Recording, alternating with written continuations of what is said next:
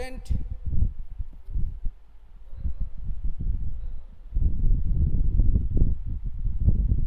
আমরা যে আলোচনাটা করছিলাম আগের দিন অবধি যে স্নেহের জয়, আজকে আমরা শেষ করে দেব। তো দেখো, কাত্যায়ন এবং চাণক্যের মধ্যে কথোপকথন চলছিল এবং কাত্যায়ন কোথাও যেন ক্ষুব্ধ চাণক্যের প্রতি আমরা জানি, এবং চাণক্য সেই তুলনায় কিন্তু ক্ষুব্ধতার প্রতি নয় বা রেগে নেই কোথাও, কিন্তু সে যেন কোথাও একটা নিজের ভাব জগতের মধ্যে আছে, নিজের ভাবনার মধ্যে আছে। সমস্ত কিছু সুখ স্বাচ্ছন্দ্য, সম্পত্তি, ক্ষমতা সমস্ত কিছু তার হস্তগত হয়েও সে যেন কোথাও সুখী নয়, সে কোথাও আনন্দিত নয়, কোথাও যেন সেই সুখ বা আনন্দের সন্ধানে রয়েছে এবং সেইটাকে উপজীব্য, সেটাকে মূল করে আমাদের এই নাট্যাংশটা আমরা দেখতে পাচ্ছি যে যেখানে ক্ষমতার থেকেও স্নেহ ভালোবাসা যেন তার কাছে সব থেকে বেশি মূল্যবান বলে মনে হয়েছে। ঠিক আছে, তো এরপরে আলোচনা দেখো আমরা পেজ নাম্বার 44 থেকে করব। কাত্যায়ন কি বলছে, তুমি ক্ষিপ্ত হয়েছে চাণক্য। আগের দিনকে দেখতে পেয়েছি যে চাণক্যর কিছু উক্তি যেগুলো শুনলে সত্যিই মনে হয় যে কোনো সাধারণ মানুষ সেগুলো বলে না। কোনো সাধারণ মানুষ, কোনো বিচক্ষণ মানুষ তার শত্রুকে নিশ্চয়ই বা কোনো মানুষকেই একজন অস্ত্র তুলে দিয়ে বলতে পারে না যে তুমি আমাকে হত্যা করো, এটাও বলতে পারে না। যেরকম সেরকম আরও অনেক কিছু উক্তি প্রত্যুক্তি সে করতে পারে না, কারণ সত্যি সে কোথাও ভাব জগতের মধ্যে আছে বা এমনই একটা মানসিক অবস্থার মধ্যে আছে যেটা থেকে সে বেরোতে পারছে না।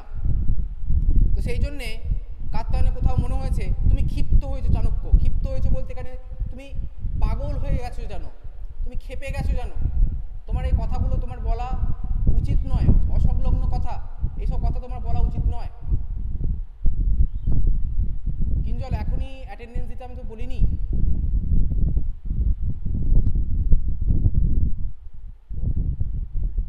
ওকে, তোমরা আগের দিন আগের ক্লাসের, আচ্ছা ঠিক আছে। তো কি হলো,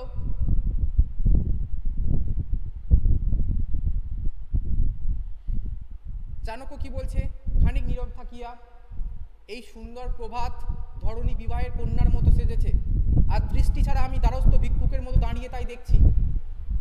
কি হয়েছে, সে তার ভাব জগতের মধ্যে থেকে বলছে এই সুন্দর প্রভাত, এই সুন্দর সকালবেলা ধরণী পৃথিবী বিবাহের কন্যার মতো সেজেছে, পৃথিবী যেন এত সুন্দরভাবে সেজে উঠেছে, আর দৃষ্টি ছাড়া আমি দ্বারস্থ ভিক্ষুকের মতো দাঁড়িয়ে তাই দেখছি।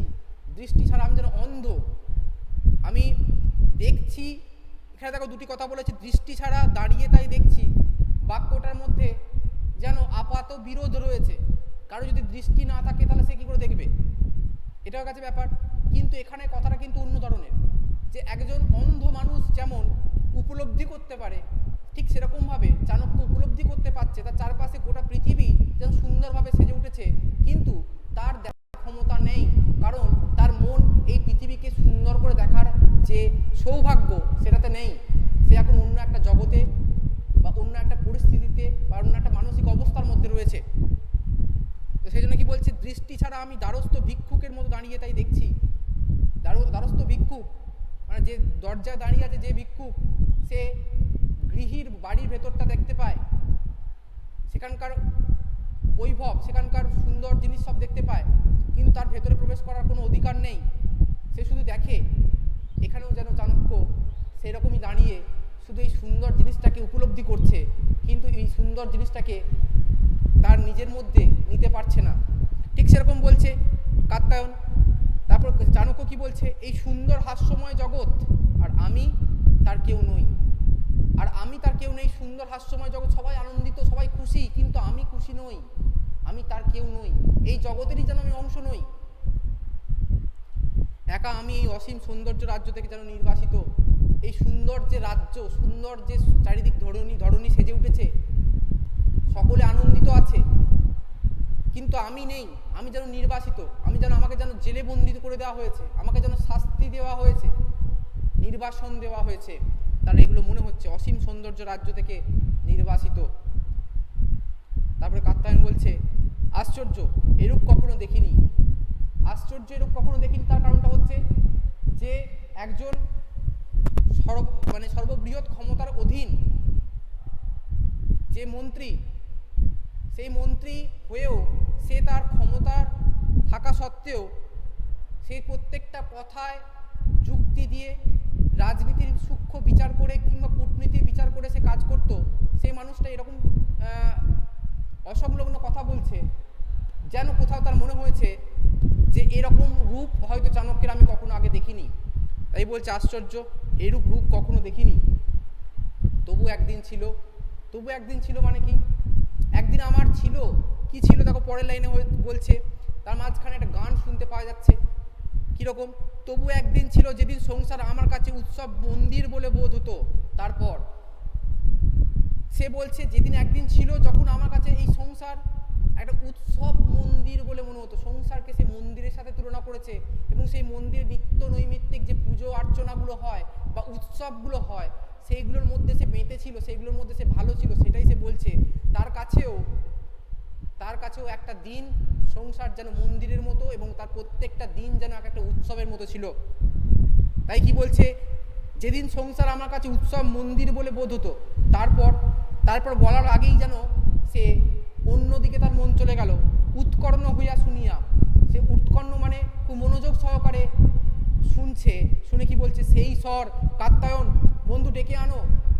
একটা গান শুনতে পাচ্ছে, ব্যাকগ্রাউন্ডে একটা গান হচ্ছে, সে শুনতে পাচ্ছে, এবং শোনার পর সে বলছে কাত্যায়ন যাও বন্ধু আমার, তুমি তাদের ডেকে নিয়ে এসো যারা ওই গান করছে। এখানে তোমাদের আমি বলে রাখি, এই গানের প্রসঙ্গ কিন্তু তিনি আগে নাটকে আগেও আমরা দেখতে পাবো।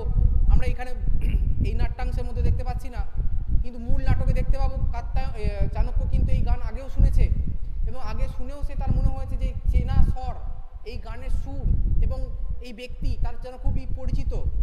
সে আবারও সেই গান শুনছে, তাই জন্য সে বলছে সেই স্বর কাত্যায়ন, বন্ধু ডেকে আনো। কাকে? ওই ভিক্ষুককে আর ওই ভিক্ষুক বালাকে। ওই ভিক্ষুক এবং ভিক্ষুক বালাকে, বালাকে মানে হচ্ছে বালিকাকে, সেই বালিকাকে ডেকে নিয়ে এসো, আমি তাদের সাথে কথা বলবো। সে কি? তুমি কি? এখানে তুমি কি থেকে আমরা বুঝতে পারছি কাত্যায়ন অবাক হয়ে যাচ্ছে। এত বড় ক্ষমতার একজন অধিকারী সে কিনা ভিক্ষুককে বলছে তার প্রাসাদের মধ্যে আনতে। তুমি কি তাদেরকে আনতে বলছো? এইটা শুনে যেন কাত্যায়ন অবাক হয়ে যাচ্ছে। সাধারণ মানুষের প্রবেশ করা নিষেধ থাকে, রাজার বিভিন্ন পার্শ্বদের জায়গাতে অনুমতি চাই, সেখানে ভিক্ষুককে সেখানে প্রবেশ করতে হবে, করতে বলছে। এইটা যেন শুনে কাত্যায়ন কোথাও অবাক হয়ে যাচ্ছে।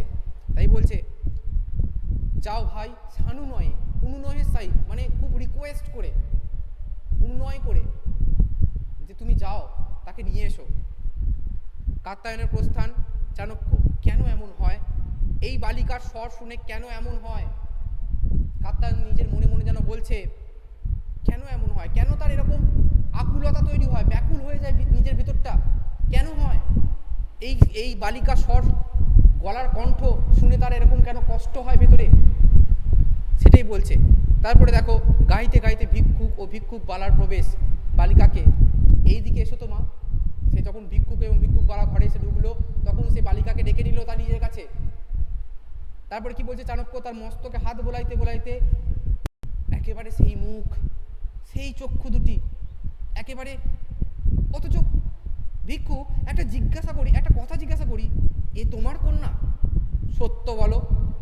দেখো সংলাপটার মধ্যে তুমি যদি এরকমভাবে ভেঙে ভেঙে পাঠ করো তাহলে বুঝতে পারবে কি না, একবারে সেই মুখ, সেই সুন্দর মুখ তার যেন চেনা, সেই চোখ মুখ তার যেন চেনা, তার সন্তান সেটা। একজন পিতা তার সন্তানকে যে কোনো অবস্থাতেই চিনতে পারে, তো সেই জন্য বলছে একেবারে সেই মুখ, সেই চক্ষু দুটি একেবারে। অথচ ভিক্ষু একটা কথা জিজ্ঞাসা করি, এ তোমার কন্যা?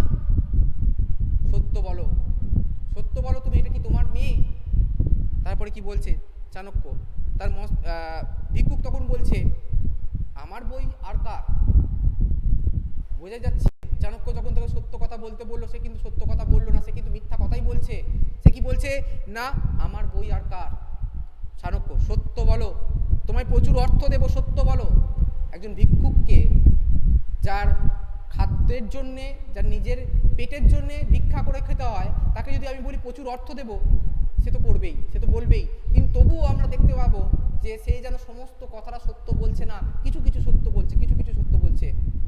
কেন সত্য বলছে, সমস্তটা সত্য খুলে বলছে না, তার পেছনেও একটা লজিক আছে। সেটা কি দেখতে পাচ্ছি, যে সত্য বলো, তোমায় প্রচুর অর্থ দেব, সত্য বলো। না বাবা, এ আমার মেয়ে নয়, পথে এ মানিক কুড়িয়ে পেয়েছি, এ আমার মেয়ে নয়, সে সত্য বললো। তারপরে কি বললো? এ পথে এ মানিক কুড়িয়ে পেয়েছি। এই মানিক বলতে এই সম্পদ, এই মূল্যবান বস্তু আমি কুড়িয়ে পেয়েছি পথে। চাণক্য তখন সাগ্রহে, তবে তোমার মেয়ে নয়? না বাবা, কুড়িয়ে পেয়েছি। কোথায় পেলে?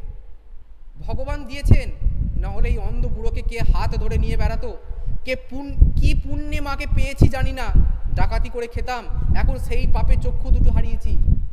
তারপর সে কি বলছে, যে ভগবান দিয়েছেন, ভগবান না দিলে একজন অন্ধ মানুষের সাহায্য করার জন্য যদি ভগবান একজন মেয়েকে পাঠিয়ে দিয়েছে, যে মেয়েটি শুধুমাত্র তাকে হাত ধরে নিয়ে যায় তা নয়, গান গেয়ে ভিক্ষা অর্জন করার পথটাও সুন্দর করে দেয়। তো সেই জন্য বলছে ভগবান দিয়েছে, না হলে এই অন্ধ বুড়োকে কে হাত ধরে নিয়ে বেড়াতো। দ্বিতীয় বলছে, কি পুণ্যে মাকে পেয়েছি জানি না, আমি কি পুণ্য করেছি তা জানি না, কিন্তু এক ডাকাতি করে খেতাম, সেই পাপে চক্ষু দুটো হারিয়েছি। আমি ডাকাত ছিলাম এবং তার ফলস্বরূপ যে পাপ করেছি ডাকাতি করার ফলে, অনেক মানুষের উপর অত্যাচার, অনেক মানুষকে হত্যা করা, অনেক সম্পত্তি লুট করেছি। ডাকাতদের যেটা কাজ সেটা অন্যায় কাজ, সেটা পাপ কাজ, আর তার শাস্তি স্বরূপ ঈশ্বর আমাকে অন্ধ করে দিয়েছেন। কিন্তু তবুও কোথাও যেন একটা পুণ্য ছিল, যার জন্য এরকম একটি মেয়েকে আমি পেয়েছি, যে আমাকে এখনো পর্যন্ত বাঁচিয়ে রেখে দিয়েছে। এবং সেই কারণেই সে কিন্তু সত্য কথাটা সবটা চাণক্যের সামনে খুলে বলতে চাইছে না, এবং সেই কারণেই সে অল্প অল্প করে সত্য কথা বলছে। দ্বিতীয় দেখো, চাণক্য সমধিক আগ্রহে, আরো বেশি আগ্রহের সহিত, কি হলো প্রথমেরটা দেখো, সাগ্রহে মানে আগ্রহের সহিত হলো, সমধিক আগ্রহে তার থেকে বেশি আগ্রহ। তাহলে কি সমধিক আগ্রহে তার থেকে বেশি আগ্রহ নিয়ে? দস্যু ছিলে, ব্যবসা ছেড়ে দিয়েছো, তুমি দস্যু ছিলে, তুমি ডাকাত ছিলে, এখন তুমি সেই ব্যবসা ছেড়ে দিয়েছো, সেই কাজ তুমি আর করো না। ভিক্ষুক বলছে, দিয়েছি বই কি বাবা। চাণক্য, মেয়ে কোথায় পেলে? অবন্তিপুরে বাবা। উত্তেজিতভাবে, অবন্তিপুরে কোন জায়গায়? পথে। না, এক ব্রাহ্মণের ঘর থেকে চুরি করে এনেছিলে। তখন সে জোর করে তাকে বলছে, না তুমি ভুল বলছো, তুমি পথে কুড়ি পাওনি অবন্তিপুরে, তুমি কোথায় পেয়েছিলে? একজন ব্রাহ্মণের ঘর থেকে চুরি করে এনেছিলে। তখন ভিক্ষুক বলছে, হ্যাঁ বাবা। চাণক্য তারপর আবারও জিজ্ঞাসা করছে, অবন্তিপুরে কোথায়? দেখো, নদীর ধারে বাড়ি? আগে হ্যাঁ। বক্ষ চাপিয়া ধরে, হৃদয় উদ্বেলিত হইও না, তুমি হৃদয় শান্ত হও, তুমি অশান্ত হইও না, উদ্বেলিত এখানে অশান্ত হয়ে যেও না, কারণ পাওয়া এবং হারাবার মাঝখানে যেন চাণক্য রয়েছে। এক মুহূর্তে সে তার কন্যাকে হয়তো পেয়ে গেল, এই মনে হচ্ছে যেন তার কন্যাকে সে পেয়ে গেছে, আবার মনে হচ্ছে না সেটা তার কন্যা নয়। তাই সে বলছে হৃদয়কে, তার নিজের মনকে সান্ত্বনা দেওয়ার চেষ্টা করেছে, উদ্বেলিত হইও না, অশান্ত হইও না, শান্ত হও তুমি, এখনো সব ঠিক হয়ে যায়নি, এখনই সমস্ত কিছু প্রমাণ হয়ে যায়নি, এটাই তোমার মেয়ে। তাহলে কি বলছে? হৃদয় উদ্বেলিত হইও না। তারপর আবারও জিজ্ঞাসা করছে, তখন এর বয়স? মেয়েটির তখন বয়স, যখন তুমি তাকে অপহরণ করেছিলে, 3-4 বৎসর বাবা। এটাও মিলে যাচ্ছে। এর নাম কি বলেছিল সেই মেয়েটি? সেই সময় কি নাম বলেছিল? ভিক্ষুক বলছে আত্মিরি। দেখো, এখানে ছোট্ট মেয়ে হয়তো 3-4 বছরের বয়স, সে হয়তো নামটা নিজের বলতে পারে, কিন্তু তার উচ্চারণটা সে তখন পরিষ্কার বা স্পষ্ট হয় না, সে আত্মিরি নামটাই সে বলেছে। কিন্তু ভিক্ষুক সেটাই বলছে, কারণ ভিক্ষুকের হয়তো সেই রকম মানে শিক্ষা নেই, সে হয়তো অত সে হয়তো জ্ঞানী নয়, তাই জানে না যে ছোট্ট মেয়ের ওই গলার শব্দটা নিশ্চয়ই সেই নামটা নয়, তাই সে সেটাকেই ধরে রেখেছে আত্মেরি। কিন্তু তার আসল নামটা কি সেটা চাণক্য বলছে আত্রেয়ী। শুনছো কাত্যায়ন? বলছে আত্রেয়ী এর বাপের নাম। তখন সে আত্রেয়ী নাম, সেই তোমার নদীর ধারে বাড়ি, ব্রাহ্মণের ঘর থেকে চুরি করা মেয়ে, অবন্তিপুরের বাসিন্দা, সব কিছু যেন পরপর মিলে যাচ্ছে, এবং শেষ মিলে যাওয়াটা হচ্ছে কি, এর বাবার নাম কি? যখন জিজ্ঞাসা করছে এর বাপের নাম, তখন ভিক্ষুক বলে দিচ্ছে চাণক্য। চাণক্য লাফায়া উঠে উচ্চ স্বরে আনন্দের সহিত যেন উত্তেজিত হয়ে গেল হঠাৎ। দস্যু, না তোমায় মারবো না। মানে প্রথমে সে রেগে গেছিল, সে যেন মারতে উদ্যত হয়ে গেল ভিক্ষুককে, কারণ সে ভিক্ষুক তার কন্যা সন্তানকে 3-4 বছর বয়সে অপহরণ করে নিয়ে গেছিল, সেই পিতা আজকে তার মেয়েকে খুঁজে পেয়েছে, নিশ্চয়ই তার মনে হবে এক্ষুনি তাকে হত্যা করে দিই। কিন্তু সে করলো না। সে কি বলছে, না তোমায় মারবো না। এই ধরনের বিচক্ষণতা একজন মানুষের, সেরকম চাণক্যের মতো মানুষেরই থাকে, যে তার রাগটাকেও পর্যন্ত কন্ট্রোল করে নিল এবং বলল, না তোমায় মারবো না, তোমার কেশাগ্র স্পর্শ করবো না, কোনো ভয় নেই। তোমার ভয় নেই, তুমি অন্যায় করেছিলে বটে, কিন্তু তোমাকে আমি মারবও না, তোমার কেশাগ্র স্পর্শ করবো না, তোমাকে আমি তোমার মাথার চুল পর্যন্ত ছোবো না। তাকে এই অভয় বাণী দিল যে না, তোমাকে আমি কিছু করবো না, তুমি নির্ভয় থাকো, তোমার কোনো ভয় নেই। সঙ্গে সঙ্গে কাত্যায়ন রক্ষীদের ডেকে পাঠালো, কারণ সে বন্দি, এখন সে অন্যায় করেছে, সেই জন্য কাত্যায়ন রক্ষীদের ডেকে পাঠালো। রক্ষীগণের প্রবেশ। তারপরে দেখো চাণক্য কি বলছে, না যাও ভিক্ষুক, আমি সেই ব্রাহ্মণ, এ কন্যা আমার, তুমি তুমি তুমি চলে যাও, তোমাকে বন্দি করবো না, তুমি চলে যাও। আমি সেই ব্রাহ্মণ, যে ব্রাহ্মণের ঘর থেকে তুমি এই সন্তানকে চুরি করে নিয়ে গেছিলে, আমি সেই ব্রাহ্মণ, এই কন্যা আমার। ভিক্ষুক ভিক্ষুক তখন আসল পরিচয় সে বলছে, আমার মেয়েটি কেড়ে নিও না বাবা, এ আমার অন্ধের নড়ি, এখানে নড়ি শব্দটা আছে, নারী হবে, তাই এটা তোমরা আকারটা দিয়ে নেবে, এ আমার অন্ধের নারী, খেতে পাবো না, এই মেয়েটি চলে গেলে আমি খেতে পাবো না, কারণ এ আমাকে যেমন হাত ধরে নিয়ে যায় তেমনি গান গেয়ে ভিক্ষা করে দেয় আমার, এবং দুজনাকারী, তারা দুজনেই খেয়ে পড়ে বেঁচে আছে এই মেয়েটার জন্যেই, তাই সে উন্নয় করছে, আমার মেয়েটি কেড়ে নিও না, এ আমার অন্ধের নারী, খেতে পাবো না। তখন চাণক্য তাকে বলছে, তোমায় এক রাজ্যখণ্ড দেব। দস্যু, তুমি আমার পথের ভিখারি করেছো, তুমি আমায় সম্রাট করেছো, তুমি আমায় নরকে নিক্ষেপ করে আবার স্বর্গে উঠিয়েছো। গোটা ঘটনাটাই যেন এই কয়েকটা লাইনের মধ্যে দিয়ে বোঝা গেল। প্রথম কি বলছে, তুমি আমায় পথের ভিখারি করেছো। ভিখারি কেন করেছে? একটা পিতার কাছে তার সন্তানকে কেড়ে নেওয়ার পর সেই পিতার যে মানসিক অবস্থা, সেটা একজন ভিখারির সমানই। তার কাছে আর কেউ ছিল না, একমাত্র সম্বল ছিল। আমরা নাটকটা যদি প্রথম থেকে পড়ি তখন দেখতে পাবো চাণক্য পুরো নিজেকে শেষ করে দিয়েছিল, কারণ তার কন্যা সন্তান সেখানে নেই। সেই সামান্য একটা কন্যা সন্তানকে কেন্দ্র করে সে নিজেকে বাঁচাবার চেষ্টা করেছিল, কিন্তু যখন তার কন্যা সন্তানই রইল না, তখন সে একেবারে ভিখারি হয়ে গেল, পাগল হয়ে গেল। তাই এখানে বলছে, দস্যু, তুমি আমাকে পথের ভিখারি করেছো, তুমি আমাকে পথের ভিখারি করে দিয়েছিলে, তারপরে তোমার জন্যই প্রতিশোধ স্পৃহা আমার মধ্যে জাগে, এবং সেই প্রতিশোধ স্পৃহার জন্য আমি চন্দ্রগুপ্তকে সাহায্য করি এবং ধননন্দকে পরাস্ত করার জন্য চন্দ্রগুপ্তকে সিংহাসনে বসাই। তা কি বলছে, তুমি আমায় সম্রাট করেছো, সম্রাট করেছো, আজকে রাজার সমস্ত ক্ষমতা, রাজমন্ত্রী হয়েছে আমি, আমার সমস্ত ক্ষমতা হয়েছে তোমার জন্যই হয়েছে, তোমার জন্য যেরকম ভিখারি হয়েছি, তোমার জন্য যেরকম সম্রাট হয়েছি। তুমি আমায় নরকে নিক্ষেপ করে আবার স্বর্গে উঠিয়েছো। নরকে নিক্ষেপ করা মানে কি? একজন রাজার সাথে মন্ত্রণা করার জন্যে, সেই রাজার সাথে যুদ্ধ করার জন্যে অনেক মানুষের হত্যা হয়েছে, কূটনীতির আশ্রয় নিয়ে অনেক মানুষের ক্ষতি করা হয়েছে, ফলে এটাও তার কাছে এক ধরনের পাপ।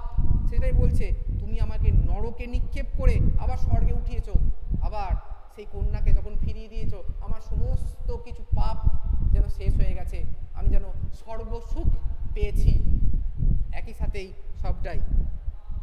আমি তোমায় বধ করে তোমার মূর্তি গড়িয়ে পুজো করব। তার তখন এরপরে তার যেন কোথাও মাথা যেন আবার খারাপ হয়ে গেল, সেই যেন এরকম করেই বলছে, তোমায় বধ করে আমি তোমার মূর্তি গড়িয়ে পুজো করব, তোমাকে বধ করব, তোমাকে তারপরে তোমার মূর্তি গড়বো দিয়ে পুজো করব। এটাই সে বলতে চাইছে। না না, এ কি, এ আনন্দ না দুঃখ? মানে সে আনন্দে না দুঃখে কি যে বলছে, সেটাই তার ভ্রুক্ষেপ নেই। সে এতটাই আনন্দিত, এত বছর যে জিনিসটার জন্য সে মানে দিন দিন কষ্ট পেয়ে এসেছে, নরক যন্ত্রণা ভোগ করে এসেছে, আজকে এক মুহূর্তে সেই জিনিসটা যখন সে পেয়ে গেছে, তখন যতটা আনন্দ ততটা কষ্ট, সব মিলিয়ে তার মাথার যেন ঠিক নেই। সে কি বলছে, তোমায় বধ করে তোমায় মূর্তি গড়িয়ে পুজো করব, যেন এই কথা যেন একজন সাধারণ মানুষের পাগলের মতো কথা। তারপরে সে আবার নিজেকে সংযত করে বলছে, না না, এ কি, এ আনন্দ না দুঃখ? এটা আনন্দ না দুঃখ? এটাই। তারপরে চাণক্য আবার বলছে, না, এ সম্ভবে না।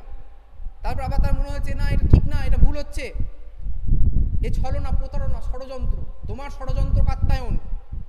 নারী দেখতে জানো কাত্যায়ন? নারী দেখতে জানো? নারী দেখতে মানে পালস দেখতে জানো? তুমি দেখো তো, এই দেখো তো, হাত বাড়াইলেন, আমি বেঁচে আছি কিনা। তার মনে হচ্ছে সে যেন বেঁচে নেই, সে হয়তো মরে গেছে, এবং মরে যাওয়ার পর বা কোনো স্বপ্ন দেখছে, সে যেন নিজের জ্ঞানে নেই, এটা এরকমভাবে হয়ে গেল। তার তখন মনে হচ্ছে, এ ছলনা, প্রতারণা, ষড়যন্ত্র, কোনটা হতে পারে? যে তাকে মেয়ে কোনো একটা সাজিয়ে তার কাছে নিয়ে এসেছে তাকে শান্ত করার জন্যে, এটা কাত্যায়নের কোনো ষড়যন্ত্র হতে পারে, বা অন্য কোনো অভিসন্ধি, অন্য কোনো ইচ্ছা থাকতে পারে কাত্যায়নের। তো কাত্যায়ন তখন বলছে, চাণক্য প্রকৃতস্থ হও, তুমি শান্ত হও, ঠিক আছে, সজ্ঞানে ফিরে এসো, প্রকৃতস্থ সজ্ঞানে ফিরে এসো। তারপরে কি বলছে চাণক্য, না, এই যে সেই মুখ, সেই চক্ষু দুটি, আত্রেয়ী মা আমার, এতদিন সন্তানকে ভুলেছিলি, বাবার, তার পিতার, তার সন্তানের প্রতি, মেয়ের প্রতি যেন কত অভিযোগ, আবার কত ভালোবাসা। কি বলছে, মা, মা আমার এতদিন সন্তানকে ভুলেছিলি, কোথায় ছিলি পাষাণী মা? পাষাণী মানে হচ্ছে পাষাণ, মানে পাথর, তুই পাথর হয়েছিলিস, তোর বাবার জন্য একবার তোর মনের কথা মনে আসেনি তোর বাবার কথা? কন্যাকে জড়ায় ধরিলেন। কাত্যায়ন শোনো, কুঞ্জবনে একটা সাম স্তোত্র উঠছে না, দেখো ওই নদী আনন্দে রোমাঞ্চিত হয়ে উঠেছে, আকাশ থেকে স্নিগ্ধ সৌরভ হিল্লোল ভেসে আসছে। এইসব কথাগুলো যেন তার মনের ভেতরে কাব্য শক্তির মতো, মানে কবিতার মতো বেরোচ্ছে, তার মন থেকে আনন্দ বেরোচ্ছে, আনন্দের বহিঃপ্রকাশ ঘটছে, এটা থেকে বোঝা যাচ্ছে। শোনো, কুঞ্জবনে একটা সাম স্তোত্র উঠছে না, সাম স্তোত্র মানে সাম বেদের গানগুলোকে বলা সাম স্তোত্র। তো সেই সাম স্তোত্র যেন কেউ যেন পাঠ করছে চারিদিকে, তার মনে হচ্ছে ওই দেখো নদী আনন্দে রোমাঞ্চিত হয়ে উঠেছে, যেন নদী আনন্দে বয়ে চলেছে, রোমাঞ্চিত হয়ে উঠেছে, আকাশ থেকে স্নিগ্ধ সৌরভ হিল্লোল ভেসে উঠছে। স্নিগ্ধ সৌরভ হিল্লোল, হিল্লোল মানে হচ্ছে হাসি, আনন্দ, বা হিল্লোল মানে হচ্ছে ঢেউ, সৌরভ মানে হচ্ছে সুগন্ধ, ঠিক আছে? তো স্নিগ্ধ সৌরভ হিল্লোল ভেসে উঠছে, আসছে, আমার শরীর অবসন্ন হয়ে আসছে, আমাকে কুটিরে নিয়ে চলো কাত্যায়ন, আমাকে গৃহে নিয়ে চলো, আমার মানে অবশ হয়ে আসছে, অবসন্ন হয়ে আসছে, আমি যেন চেতনা হারিয়ে ফেলছি। এখানেই আমাদের নাট্যাংশটা শেষ হচ্ছে। তো স্টুডেন্ট, আজকে সময় একেবারেই শেষ হয়ে গেছে, তো তোমরা এর পরের দিনকে আমরা এর